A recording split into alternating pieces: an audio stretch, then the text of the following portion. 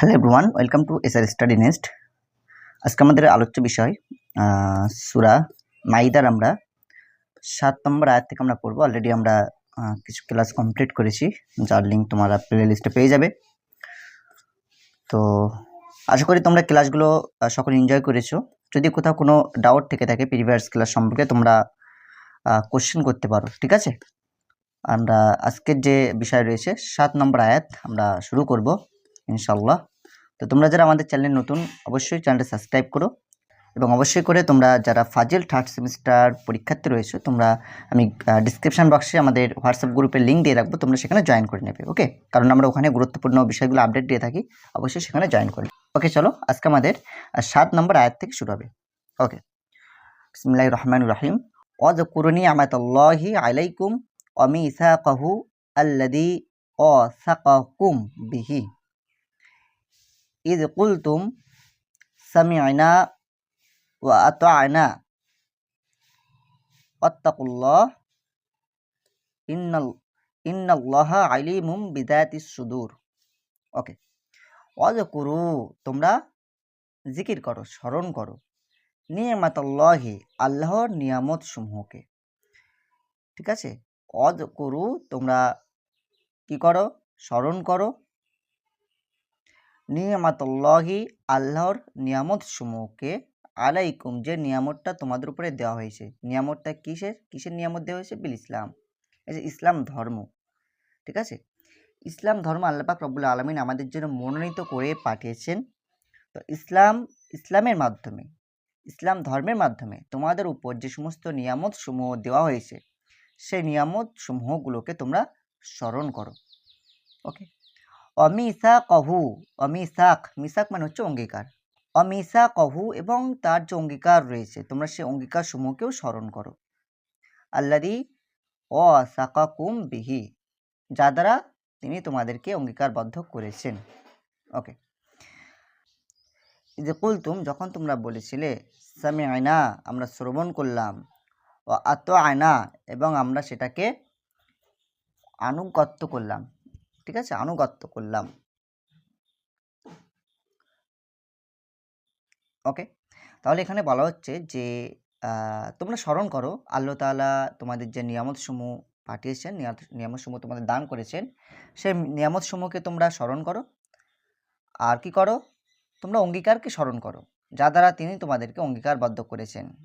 যখন তোমরা বলেছিলে আমরা শুনলাম এবং মেনে নিলাম, এই যে অঙ্গীকারগুলোকে তোমরা পূরণ করো। ওকে, ওয়াত্তাকুল্লাহ আল্লাহকে ভয় করো, ইন্নাল্লাহা আলিমুম বিযাতিস সুদূর নিশ্চয় আল্লাহ তাআলা আলিম অর্থাৎ জ্ঞাত, তিনি জ্ঞান রাখেন। বিযাতিস সুদূর, হ্যাঁ, বিযাতিস সুদূর অন্তরসমূহে, মানে অন্তরের বিষয়ে তিনি জ্ঞান রাখেন। ঠিক আছে, ওকে, দেখো এখানে তোমাদের একটা কোশ্চেন হয়ে থাকে, খুবই ভাইটাল একটা পয়েন্ট রয়েছে, এই যে মিসাক। ঠিক আছে, মিসাক বলতে অঙ্গীকার। এখানে তোমাদের যেটা হয়ে থাকে, অ্যাকচুয়ালি তোমাদের এমসিকিউ টাইপ কোশ্চেন হবে, তো তোমাদের আসতে পারে যে মিসাক বা অঙ্গীকার বলতে কোন অঙ্গীকারকে বলা হয়েছে বা বোঝানো হয়েছে। এই সম্পর্কে অনেক মতামত পাওয়া যায়। যেমন কাজী সানাউল্লাহ পানিপতি তিনি বলেছেন যে এখানে অঙ্গীকার দ্বারা সেই অঙ্গীকারকে বোঝানো হয়েছে যেটা মূলত নবী করিম সাল্লাল্লাহু আলাইহি ওয়াসাল্লামের হাতে বায়াত গ্রহণ করার সময় তিনি মানুষ থেকে গ্রহণ করেছিলেন। আর সেই অঙ্গীকারটা হলো যে সর্বাবস্থায় তোমরা আল্লাহ তাআলা এবং রাসূলের রাসূলের কথা কি করবে? মেনে চলবে। এই যে অঙ্গীকার, এটার কথা তিনি উল্লেখ করেছেন মিসাক বলতে। ওকে, আর একটা হাদিস রয়েছে হযরত মুজাহিদ ও হযরত মুকাতিল থেকে বর্ণিত আছে যে এখানে অঙ্গীকার বলতে মূলত আল্লাহ তাআলা রাব্বুল আলামিন তিনি পৃথিবী সৃষ্টির প্রথম দিন, ঠিক আছে, যে অঙ্গীকারটা গ্রহণ করেছিলেন মানব জাতি থেকে, সেই অঙ্গীকারকে এখানে মূলত বোঝানো হয়েছে। ওকে, এই ব্যাখ্যাটা পাওয়া যায় মিসাক বা অঙ্গীকার সম্পর্কে। তবে তোমাদের যদি পরীক্ষায় কোশ্চেন থাকে যে মিসাক বলতে কোন অঙ্গীকারকে বোঝানো হয়েছে বা মিসাক বলতে কি বোঝানো হয়েছে, তো সেক্ষেত্রে আমি যেটা নোট করেছিলাম অ্যাজ আ মানে স্টুডেন্ট হিসাবে, সেক্ষেত্রে আমার নোটটা ছিল এটাই যে উল্লেখিত আয়াত পাকের মধ্যে মিসাক বলতে চুক্তিবদ্ধকে বোঝানো হয়েছে, যেটা রুহাই জগতে আল্লাহ পাক রব্বুল আলামিন আমাদেরকে বলেছিলেন যে আলাস্তু বিরাব্বিকুম, আমি কি তোমাদের প্রভু নই? তো আমরা সেক্ষেত্রে বলেছিলাম বালা, অবশ্যই। তো এখানে এই মিসাক বলতে এই যে অঙ্গীকার, যে আমরা বলেছিলাম হ্যাঁ অবশ্যই তুমি আমাদের প্রভু, তো এই যে অঙ্গীকারটাকে, এই অঙ্গীকারকে কিন্তু এখানে মিসাক বলতে বোঝানো হয়েছে। ঠিক আছে? তো তিনটে আমি মতামত, দুটো মতামত তোমাদেরকে বললাম। তো দুটোই সম্পর্কে উল্লেখ পাওয়া যায়। তো সেক্ষেত্রে তোমাদের পরীক্ষায় যে অপশানে থাকবে সেই হিসাবে তোমরা অপশানটা টিক করবে। ওকে, তো আশা করি বুঝতে পারলে 7 নম্বর আয়াত। এখানে এর থেকে আর বেশি কিছু নেই, এটুকুই। চলো এবারে আমরা চলে যাব পরবর্তী আয়াতে, 8 নম্বর আয়াত। ওকে, ইয়া আইয়ুহাল্লাযিনা আমানু, হে ঈমানদারগণ, কুনু তোমরা হয়ে যাও, কওয়ামিন দৃঢ় হয়ে যাও বা প্রতিষ্ঠিত হয়ে যাও, ঠিক আছে, বা অবিচল হয়ে যাও, লিল্লাহি আল্লাহর জন্য।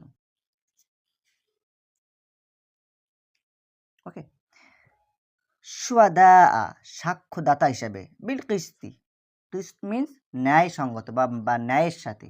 ওকে, বিল কিস্তি শব্দের অর্থ তোমরা মনে রাখবে, বিল কিস্তি মানে ন্যায়ের সাথে, বা এটা হরফে জার রয়েছে, তো এখানে সাথে অর্থে আমরা অর্থ করব। বলা হচ্ছে যে হে ইমানদারগণ, তোমরা অবিচল হয়ে যাও বা দৃঢ় হয়ে যাও, ঠিক আছে, আল্লাহর জন্য দৃঢ় হয়ে যাও। কি হিসাবে? সাক্ষ্যদাতা হিসাবে, বিল কিস্তি ন্যায়ের সাথে বা ন্যায়ের সাক্ষ্যদাতা হিসাবে। হে ইমানদারগণ, তোমরা আল্লাহর উদ্দেশ্যে ন্যায় সাক্ষ্য দানের ক্ষেত্রে অবিচাল হয়ে থাকো বা অবিচাল হয়ে যাও, দৃঢ় হয়ে যাও। অলা ইয়াজরিমান্নাকুম, তোমাদেরকে যেন পরাজিত না করে, শানাআনু কোনো হিংসা বিদ্বেষ, কওমিন কোনো সম্প্রদায়ের প্রতি, আবিল কুফফার সে কাফের হতে পারে, ঠিক আছে, বা কুফরি বা কাফের কোনো সম্প্রদায়ের প্রতি যেন তোমাদের হিংসা বা ক্ষোভ সেটা যেন তোমাদেরকে পরিচিত না করে। কি করতে? আলা আল্লাহ তাআদিলু, ইনসাফকে বর্জন করতে, ন্যায়টাকে বর্জন করতে।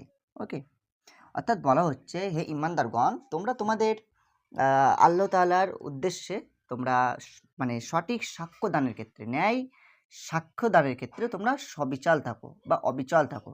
ওকে, তোমরা অবিচাল থাকো।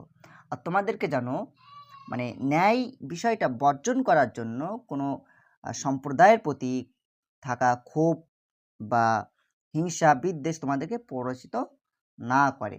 অর্থাৎ সুবিচার বর্জন করা থেকে তোমাদেরকে যেন কোনো সম্প্রদায়ের প্রতি থাকা কোনো হিংসা বা বিদ্বেষ তোমাদেরকে পরিচিত না করে, হ্যাঁ, সুবিচার বর্জনের ক্ষেত্রে। ওকে, তারপরে কি বলা হচ্ছে? দিলু, তোমরা ইনসাফ করো, সুবিচার করো, কেননা ওয়া সেটা হচ্ছে আকরাবু, অধিক নিকটবর্তী, লিতাকওয়া খোদা বিরুতার। অর্থাৎ যে ব্যক্তি খোদা বিরু হতে চায় তো তাকে কি করতে হবে? অবশ্যই করে তাকে ন্যায় বিচার করতে হবে। তো সেটা এখানে বলা হচ্ছে যে তোমরা ইনসাফ করো, তাহলে কি হবে? হুয়া আকরাবু লিত্তাকওয়া, সেটা খোদা বিরুতার অধিক নিকটবর্তী, অত্তা করলে এবং আল্লাহকে ভয় করো। ইন্নাল্লাহ, নিশ্চয় আল্লাহ তাআলা, খবীরুম, তিনি হচ্ছে জ্ঞাত। খবীর মানে কি? যিনি জ্ঞান রাখেন। খবীরুম বিমা তা'মালুন, হ্যাঁ, তিনি জ্ঞান রাখেন যে তোমরা যা কিছু করছো, তোমাদের সমস্ত কৃতকর্মের কিন্তু জ্ঞান আল্লাহ পাক রব্বুল আলামিন রাখেন। ওকে, চলো এরপরে আমরা আয়াতে চলে যাব। তার আগে এখান থেকে তোমাদের গুরুত্বপূর্ণ পয়েন্টগুলো একটু বলে দেই। ওকে, এই বিষয়গুলো যেগুলো তোমাদেরকে বলছি এগুলো অবশ্যই করে নোট করে রাখবে, হ্যাঁ, কারণ তোমরা দেখবে পরীক্ষার সময় মিলিয়ে নেবে। আমি যে কথাগুলো বলছি এর বাইরে কিন্তু কোনো কোশ্চেন থাকবে না, থাকতে পারে না, ঠিক আছে। তো যেটা বললাম, এখানে প্রথম যে শব্দটা তোমাদেরকে বললাম, শানাআন, এই শব্দটা তোমাদেরকে মনে রাখতে হবে। শানাআন শব্দের অর্থ হচ্ছে হিংসা বা বিদ্বেষ। ওকে, তারপরে তোমাদের মনে রাখতে হবে আকরাবুলিত তাকওয়া। এই আকরাবুলিত তাকওয়া কি? এটা হচ্ছে সুবিচার করা, যেটা তাকওয়ার নিকটবর্তী। পরীক্ষা আসে যে আকরাবুলিত তাকওয়া বলতে কি বোঝানো হয়েছে? সেটা হচ্ছে সুবিচার করা, ইনসাফ করা, যেটা হচ্ছে তাকওয়ার নিকটবর্তী। ওকে, এই দুটো কোশ্চেন আমরা এখান থেকে দেখলাম। চলো, আচ্ছা, এখানে আরেকটা বিষয় দেখবে, বিল কিস্ত। কিস্ত শব্দের অর্থ কি? মানে ইনসাফ করা, ঠিক আছে, বা মানে কি করা, মানে কি বললাম তোমাকে, করা, ন্যায়ের সাথে থাকা, ন্যায়ের সাথে থাকা, বিল কিস্তি ন্যায়ের সাথে থাকা। ওকে, চলো এবারে 9 নম্বর আয়াত আমরা দেখব। ওয়াদাল্লাহ, ওয়াদাল্লাহ, আল্লাহ তাআলা ওয়াদা করেছেন, আল্লাযিনা, যারা আমানু ঈমান গ্রহণ করেছে, ও আমিলুস সলিহাত, এবং সৎ কর্ম করেছে। অর্থাৎ যারা ঈমান গ্রহণ করেছে এবং সৎ কর্ম করেছে, আল্লাহ পাক তাদেরকে প্রতিশ্রুতি দিয়েছেন। কিসের প্রতিশ্রুতি? লাহুম মাগফিরাতুন, তাদের জন্য রয়েছে ক্ষমা, মাগফিরাত, ও আজরুন, এবং রয়েছে প্রতিদান, আযীম, বিরাট প্রতিদান। সেই প্রতিদানটা কি? জান্নাহ। পরীক্ষা আসতে পারে যে আজরুন আজিম বলতে কি বলা হয়েছে, বিরাট প্রতিদান বলতে কি বলা হয়েছে।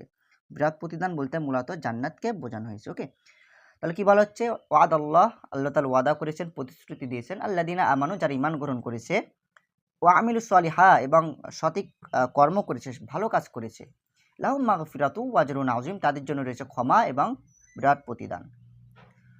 ওয়াল্লাযিনা, এবং যারা কাফারু, কুফরি করেছে, ওয়াকাজ্জাবু, এবং মিথ্যা প্রতিপন্ন করেছে, বিআয়াতিনা, আমার নিদর্শন সমূহকে, উলাইকা আসহাবুল জাহিম, তারা হচ্ছে জাহান্নামের অধিবাসী।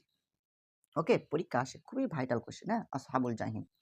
তো এখানে কি দেখলাম আমরা, যে যারা কুফরি করেছে তারা কিন্তু, এবং মিথ্যা প্রতিপন্ন করেছে আল্লাহ তাআলার আয়াতসমূহকে, তারা জাহান্নামের অধিবাসী, তাই তো।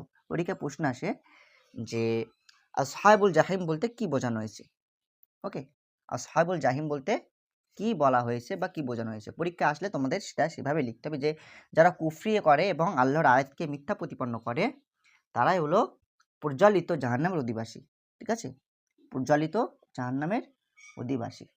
ওকে, চলো আজকের আমাদের আলোচনা এই পর্যন্ত থাক। ইনশাল্লাহ নেক্সট ক্লাসে আমরা 11 নম্বর আয়াত থেকে শুরু করব।